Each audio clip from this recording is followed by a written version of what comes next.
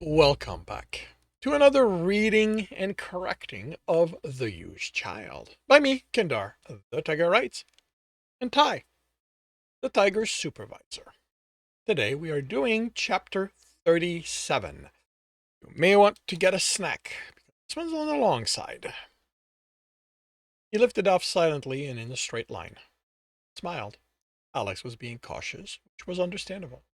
Tristan had warned him not all the components were an exact fit. The hover leveled off, and before it started forward, there was a barely perceptible shudder. Alex would have felt that. It was the best he and the boy could do to make stabilizer design to make a stabilizer designed to keep a ship flying smoothly. It was the best he and the boy could do to make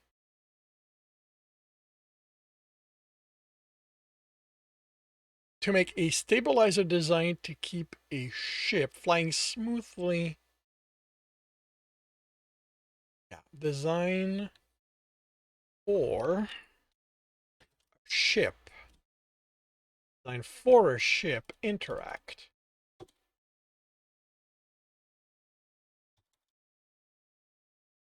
And it was it was the best he and the boy could do to make a stabilizer designed for a ship interact with a hover. Much better. He squeezed the boy's shoulder and smiled. You did good work. I just helped. Still, he beamed. You are a great helper. The boy wouldn't take unearned praise. He did only help, doing what Tristan indicated, but he took directions well. His hands were steady, and he was attentive to details. His small stature also did make reaching the further component easier. The boy proceeded to take the plates and wash them. Alex had eaten in a hurry, saying he had to make up the meetings he'd missed due to the damage. He was trying too hard. A mask didn't need all that work. Groundwork within any database someone might search to verify its existence. After that, it was all in how the mask was used. Hey, buddy, Tristan called as he rejoined the boy. How about we do something special today? The boy stiffened, then went back to washing. He was adaptable, but sudden changes weren't something he took easily. Things had been regimented at the academy. The little changes that happened had to come.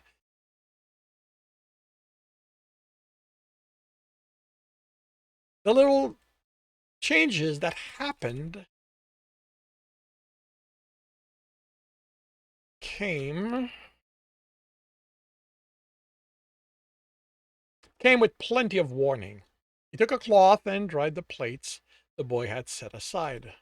Like that, like what? He asked tentatively, still washing.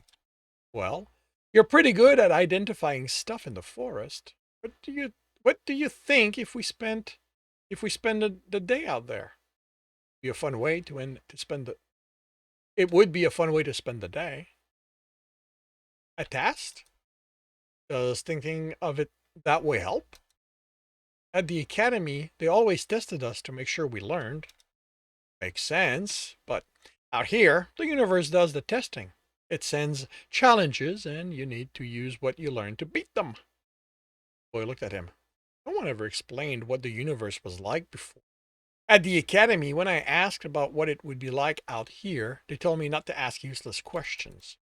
No such thing as a useless question. He placed the last of the cooking tools in the drying rack. What happens if I fail one of the universe's tests? It can be painful, I won't lie.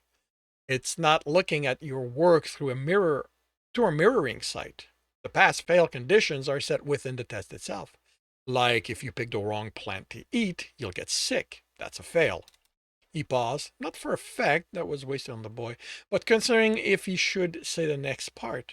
The boy deserved to know everything about the universe in a context he understood. Buddy, if you aren't careful, some of its tests can kill you. It isn't a teacher. It doesn't think you deserve to pass. It just wants to test to see if you do. Sometimes there's no retaking a test. The boy nodded and focused on scrubbing the pans. But the universe also doesn't mind if you cheat. In fact, it isn't cheating, it's using everything at your disposal to pass the test. So I can bring the analyzer as a backup in case you get stuck if you want. Will you think less of me if I want to bring it? Tristan didn't show his pleasure. The boy was interested in what Tristan thought of him. We're bonding. Buddy, I always bring it with me when I go in the forest. I might not need it, but I want it in case I do.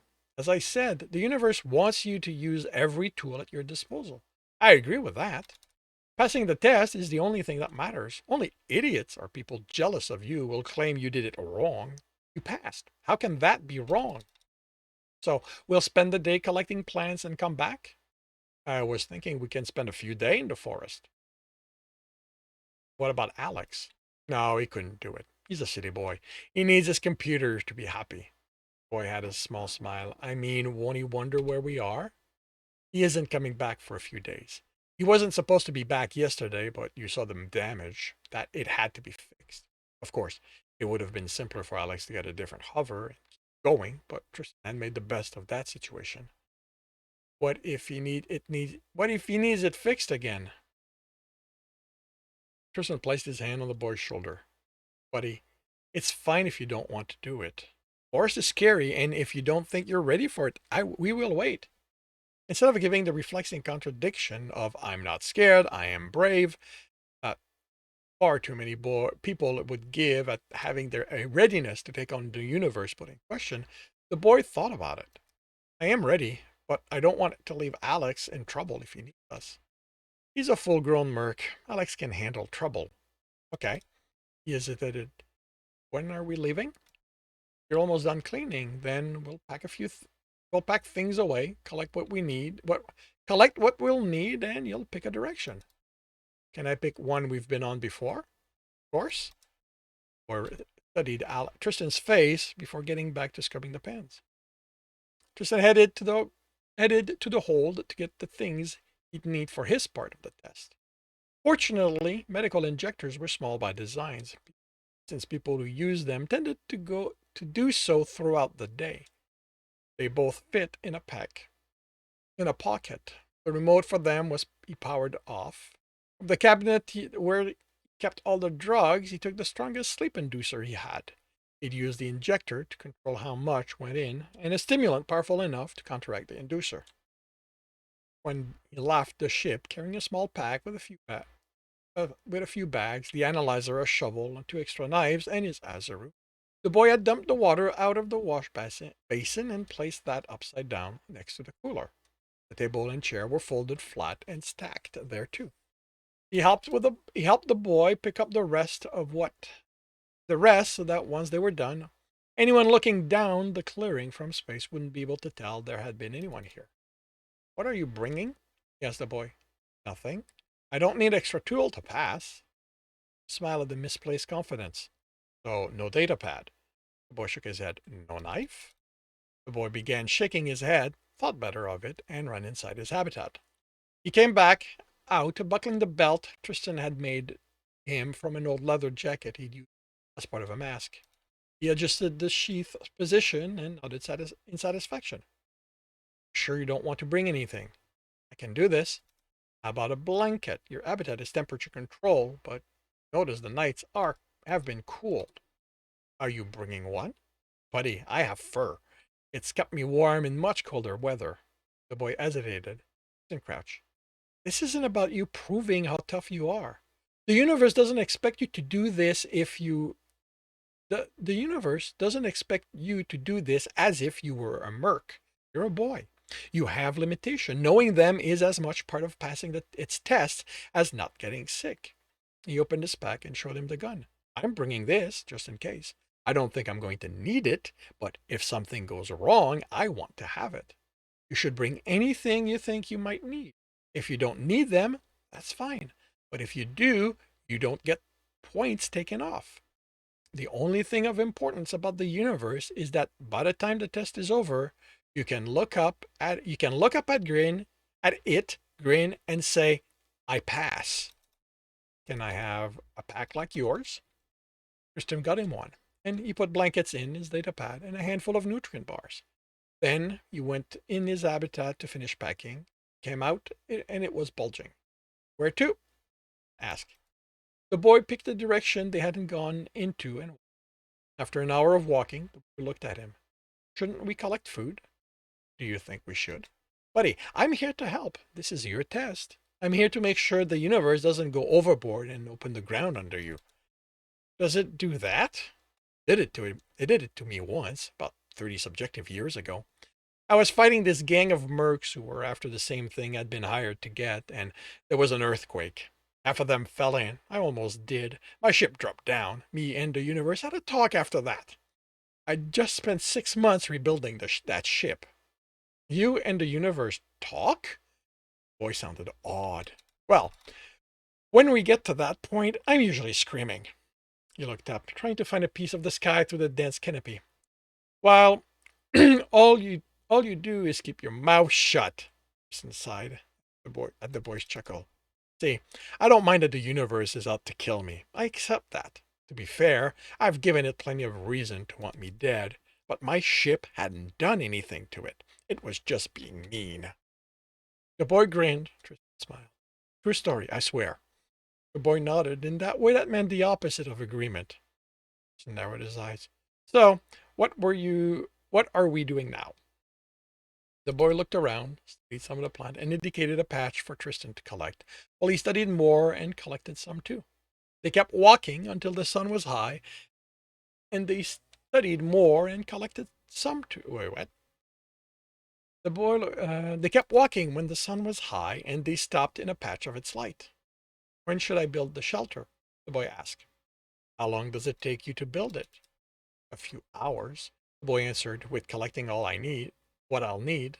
And if I help? I don't know. You'll do what I say, so it'll still you'll do what I say, so it'll still take time. You want it finished, as well as the fire pit, before it gets full dark. But you need to keep in mind that the canopy makes it darker faster. So it's best if I start early, even if it means I'll travel less. It isn't a race. All I'm interested in is staying alive, right? Right. You pass the universe test by living. The boy had them walk for a couple of hours. During that time, the roar of the previous day came again, closer. The boy was used enough to it that he looked in the direction, but no longer cowered. He had worked out it wasn't coming for them. The boy proved good at giving direction, and unlike many humans Tristan had been given the misfortune of working with, he didn't think that his position meant he didn't have to do any of the work. Together, they had a shelter large enough for the boy built in half the time. Are we making you one? You saw me sleep in the trees, right? The boy shook his head. I thought you slept in Alex's tent. Raised an eyebrow. You're a little tall for it, but it's more comfortable than a tree.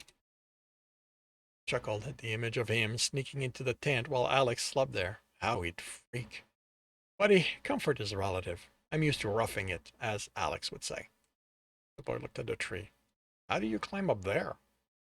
Then Tristan unclenched a hand, Tristan clenched a hand, making his claw pop out. These make climbing trees easy. The boy studied them and sat back. I did think you slept in his tent. When he saw you and when he said you and him were trying to figure out how to make it work, I thought it meant more than just being mercs together. I hadn't thought about that. Would Alex really freak out if he did sneak in his tent? Considering how the human looked at him, probably not. Tristan pushed that aside. Too much of a complication. But it did raise a question. Does that bother you? If me and Alex were together that way? The boy's face grew serious. Does it bother your family?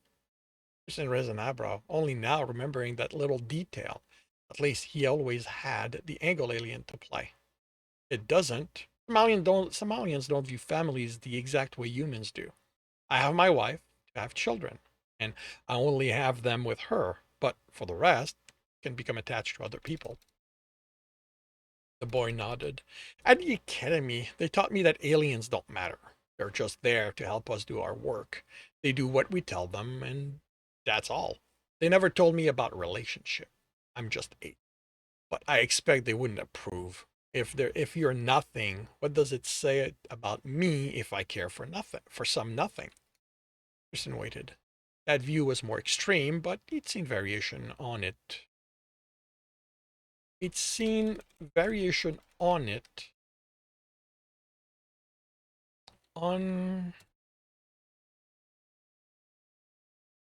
it's seen variation on it on every human world it traveled to. A little clunky. But I don't see how that can be right. If aliens don't matter, why do corporations hire some of them in a high position? Did you know a Jolnarian created the Kalang engine configuration? It's allowed warship to go 15% faster. How does someone who doesn't matter, who is nothing, do that? And there are others, various aliens who have invented things we use. Not all of them are revolutionary, but it's still impressive that for someone the Academy claims is nothing. There's another. As for humans and aliens sharing a tent, he grinned. I'm just 8. I don't really know about that stuff. Tristan laughed, and the boy's grins broadened. You, buddy, are a very clever boy. He dried his eyes. That was what? Twice now the boy had managed to draw honest laughter out of him? Start digging the fire pit. I'm going to show you how to start a fire without a lighter. He went looking for the right kind of stone, and showed the boy how to strike it with the flat of the blade. How to strike it against the flat of the blade to make sparks. While he practiced, Tristan cut some fine shaving of a branch, and then the boy had to work out how to aim it. Like most people Tristan worked with, the boy didn't get frustrated when he failed. He studied what he'd done wrong and tried something new. Unless he was angry, Alex was also like that, using failure as a point of focus. When the shaving caught, Tristan had him carefully add some branches, growing larger as the fire caught on them. Are we eating now? Are you hungry? Just a little, but we made the fire. You want your fire going early because with the plans we have, you cook by burning your food. You cook by burying your food. So you want to give it time to produce a lot of coal. If you wait until you're hungry to start, it's easier to get frustrated. Then what do we do now? You relax, smile. But you strike me as someone who likes to stay busy. The boy nodded. Then let's go find water. Did you bring bottles? We're going to make our own. The boy looked at him dubious. They walked away from the fire, and Tristan had him listen for the sound of running water. The creek was large enough it might qualify as a river. Tristan had never bothered studying those terminologies. He tested different trees until he found one with flexible bark and cut a large patch of it. The boy watched as he cut that and shaped it into a cylinder, then coated the outside with thick mud. He had the boy practice making his own while it dried. When it was dry, Tristan amazed him by taking water with his hand and filling the container without any of it leaking. By hand, this would take too long, so you can use your previous attempt as a scoop. He grabbed one and scooped water out. But it's leaking. But there's still more in it by the time you pour it in the container. The boy looked at it. Bottles are better. Fair enough. So this is going to be my water, and you'll go looking for someone to sell you water. Kept the stone light, but this was one of the attitude that killed humans who got lost. This refusal to understand that when it came to surviving, there were no wrong method of ensuring that. He was surprised it had taken so long for one to creep up with the boy, considering his education. The boy looked at Tristan and his water container, then the one he'd made that looked like the mud had finally dried. One sells bottles in the forest, he said, grabbing his container. But next time I'm bringing some. He used the scoop to fill it. On the way to the fire, Tristan asked more questions about his father, and the answers lined up with the other lies the boy had told him.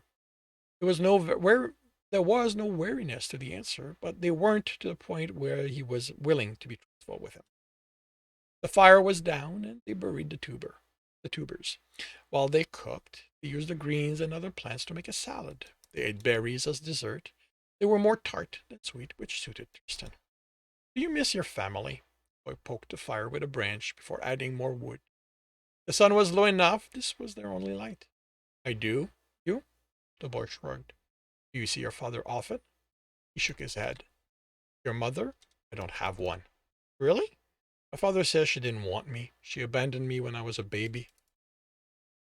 Tristan had no way to know if that was true, but from what he knew of the mark, he didn't think she'd had a choice in the matter. She'd been picked for the purpose of giving birth, nothing else. I didn't know I didn't know my mother either. Really? She died when I was younger than you. I don't remember anything about her. Brown fur shining in the light, kind gray eyes looking down on him, or on the floor of her home, holding her sides, trying to keep the blood from flowing out. Him, reaching for her, crying her name as his father pulled him along, holding Justin in his other arm. He was amazed at the clarity of the memories, saying he felt nothing for them. They were still things he could have seen from a hollow frame. He'd forgotten her name, the name she'd given him. Had he ever learned the one she'd given Justin? Didn't remember that either. At least you have your family. The boy had pulled his knees to himself and sighed. Tristan sat next to him, put an arm around his shoulder. Hey, buddy, don't be like that. You'll see your father soon. One day you'll have a family of your own. Maybe you should go to bed. You don't realize it, but a day of surviving like this is tiring. The boy nodded and entered his shelter, placing his pack to use as a pillow. Are you going to sleep? I will in a bit. I want to keep an eye on the fire. Should we put it out? Isn't there a danger it could spread? No. The way you made it, the pit, it keeps it contained, and we cleared any of what could easily burn around it. And it's going to be your heat for the night, remember? I'm going to bank it so it keeps burning through the night. That way tomorrow all you'll have to do is add wood and get it going again. Good night. Good night, buddy. He listened to the boy's breathing as he fell asleep. He tried to remember his mother's name. Nothing came. The stills were silent. He knew he'd cried her name, but not what it had been. His father had made sure he never asked about her, to the point where she'd become this ghost in his. Maybe he'd cared about finding her once, but by the time his father was done with him, by the time Tristan killed him and left, he hadn't even thought about her. Justin had been the one who hadn't learned the lesson. He couldn't remember anything about her, but instead of providing the comfort Tristan thought it would, it seemed to act like a hole his brother needed to fill. It had taken years for him to realize that asking only led to more and more beating, so he had stopped. But Tristan had seen the question in his brother's eyes. Justin asked Tristan about her, and feigned not remembering anything. Even then, he and his brother had had an antagonistic relationship. His father seemed to do it on purpose, but he'd cared enough not to encourage Tristan. Knowing Justin, he'd gone looking for her the moment he made it out of the forest. Had he found her? Had she survived their father's attack on her? Tristan couldn't know, and he didn't care. He stood, added a few logs to the fire, and banked it so they would burn slowly. The boy was sleeping deeply now. Tristan headed in the direction he'd heard the roar as the sun set. It had been the last one. Right. He'd heard as the sun's heard.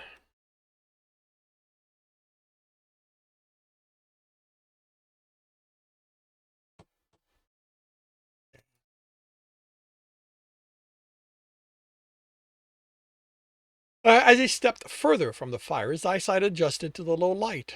Everything around him became gray and almost indistinct. He trained himself to use the little he saw this way, but his sight was from a predatory ancestor, and it didn't care for the needs of modern times. A small animal ran by, a clear form to him. When he was younger, he couldn't fight the instinct to chase it. A game he played until his father decided he needed to kill. Now, he no longer felt the urge. More animal fled from him, from an actual nighttime predator there to feast. One approached Tristan, but his size discouraged him. Bone breaking under powerful jaws, meat being ripped, chewing, and a sound Tristan attributed to contentment. It moved just ahead, becoming clearer for a moment as it lifted. It sniffed the air, gave a growl of warning, and went back to eating. He kept approaching until it repositioned itself. Its kill between its front leg and facing his way, a menacing growl as it bared its teeth. A large body, powerful shoulder, back and hunches. Hunches. This was an animal that liked to pounce. It would lie in wait in a tree until the prey came to it. He thought it could put on a he thought it could put on a chase if it had to, but it preferred to let the prey do the work. A clever predator. He walked around it, and it moved to keep him in its sight. Short, quick burst of motion that let him make out more details. Short fur, except for its feet, where it was longer, looking like boots. It never stopped growling now, even as it took bites out of the dead animal between its legs. It pawed the ground, its long little claws making furrows. Its tail tapped the ground behind it, sound making Tristan think the end was large and heavy. It bit into a bone and chewed like it was nothing more than jerky. Claws, fangs, power. Those were what Tristan needed to watch for. If it managed to pin him down, it would rip him apart like it did that animal. His advantage was surprise. It had no idea what he was. It warned him away like it would any intruding predator, but it didn't want to abandon its meal. The forest had a version of a scavenger animal then. He took out an injector and loaded a vial of sleep inducer in it. He used himself as the basis, then increased the dose to take into account the animal's extra mass, and again to counteract any natural immunity it might have. He wanted it to go down, not give him a fight, not yet. And he set it to activate the moment it adhered to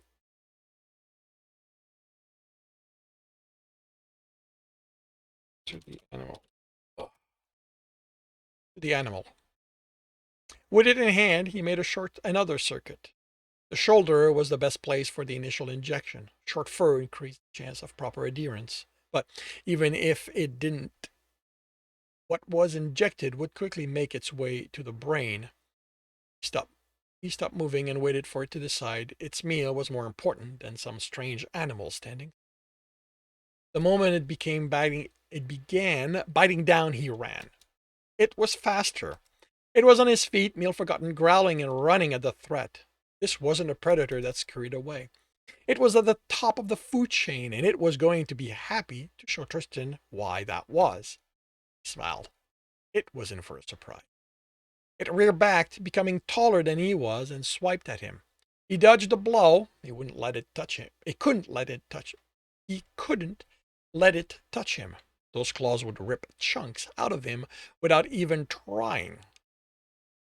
That put him too far to slap the injector on. He turned to wait for another chance, but it had no interest in making this easy. It was already pouncing at him. He threw himself to the side, rolled, and got up. He couldn't have injuries, the boy with questions. He took its momentary confusion to reassess. If only it would give him the time. If only it would give him the time.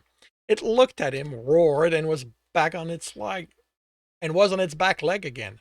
He expected the swipe, went low under it, and tried to slap the injector on, but it jumped out of the way, landing on all fours and turning to face him, tail lashing back and forth. Smart animal. It deserved its position at the top as the top predator here. Simply not against Tristan. No one was better than he was. It pounced at him. He threw himself to the side, was back on his feet. It was pacing now. The fight had taken them away from its meal, and it had to decide what was more important, proving its superiority or protecting its food.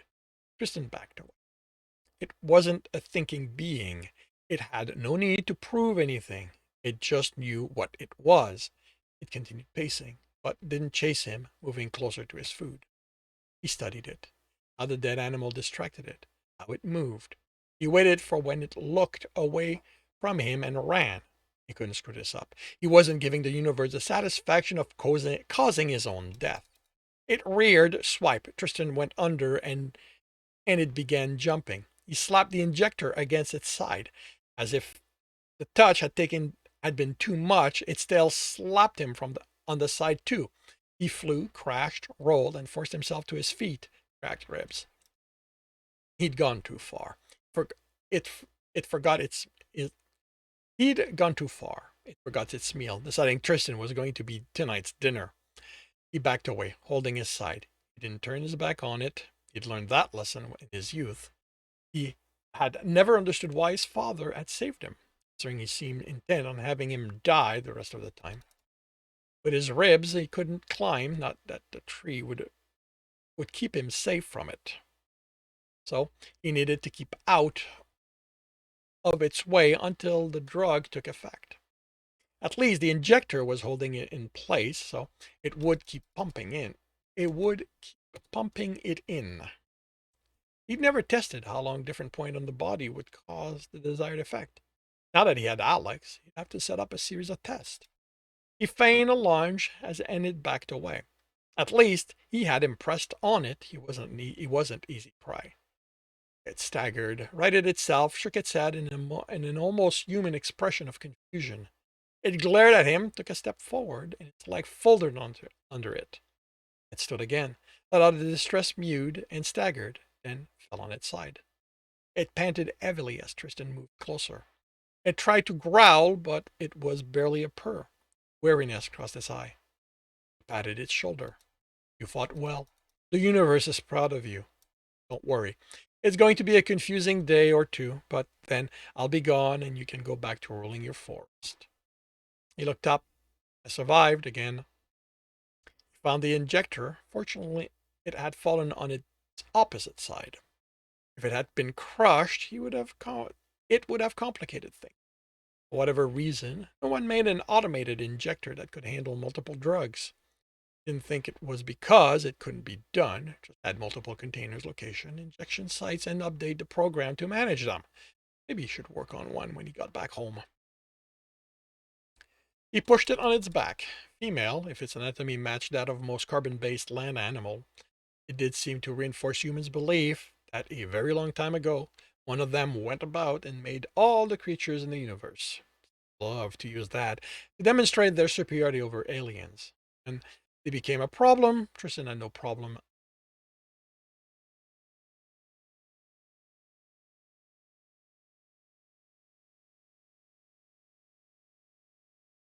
When they became a problem, Tristan demonstrated that even if that was true, they were not that superior. He shaved a patch of fur on its stomach by the leg. The injector would not have hampered its mobility. The injector should not have hampered his mobility. Wait, what? Shave the patch of fur on its stomach by the leg. Should not have? Should not. Oops. Should not hamper its mobility. He attached the sleep one there without fur. The adhesion was solid. Unless he turned it off, it would have to rip its skin in the process of removing it. He located its heart, shaved the patch, and set the stimulant injector there. It might have been visible, but needed the reaction to be instantaneous. He adjusted the remote frequency on them to match, got the configuration on the control, and pocketed it. Patted its shoulder again. Rest. Soon there will be a human boy you'll need to terrify. And this concludes chapter 37 of The Used Child. If you are enjoying this, please leave a like. If you want to know when the next chapter is going to be up, subscribe and hit the bell. If you want to read the book, as well as the other ones in this series, they are available on all major e-retailer. If you want to support me, that's on my Patreon, where you can get access to basically everything I've written. And if you want to listen to me do these live, it's every Tuesday morning on Twitch, 8 a.m. Eastern Time. The links are in the notes. And with that, I shall wish you a good day.